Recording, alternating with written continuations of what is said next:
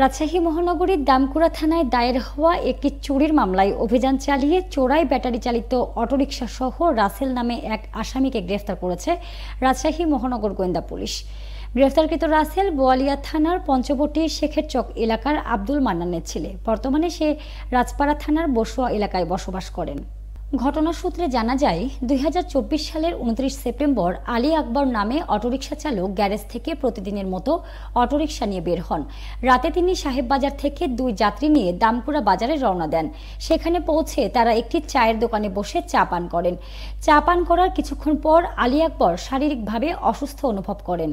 পরে ওই 2 যাত্রীকে নিয়ে ফেরার পথে আলী আকবর জ্ঞান হারিয়ে ফেলেন। এই সুযোগে যাত্রীবেশের চোররা তার অটোরিকশা এবং মোবাইল ফোন নিয়ে পালিয়ে যায়।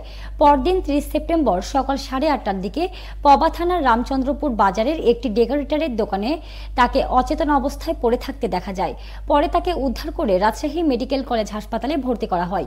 এই ঘটনায় নগরীর দামকুড়া থানায় একটি মামলা দায়ের করা হয়। পরবর্তীতে রাজশাহী মহানগর গোয়েন্দা পুলিশ আসামি গ্রেফতার সহ অটোরিকশা ও মোবাইল ফোন উদ্ধারে অভিযান শুরু করেন।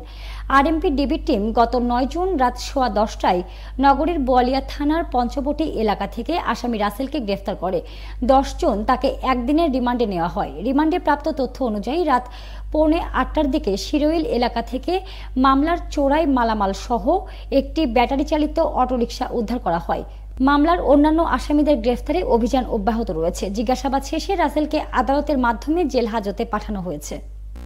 বিশ্বমানের ল্যাপারস্কোপি প্রযুক্তি নিয়ে রাজশাহীতে চালু হয়েছে এলিট কেয়ার হাসপাতাল অ্যান্ড ট্রেনিং ইনস্টিটিউট। এখানে দক্ষ ও অভিজ্ঞ চিকিৎসক দ্বারা সব ধরনের অপারেশন করা হয়। আমাদের আছে মানসম্মত অপারেশন থিয়েটার, এসি কেবিন ও সাধারণ ওয়ার্ড।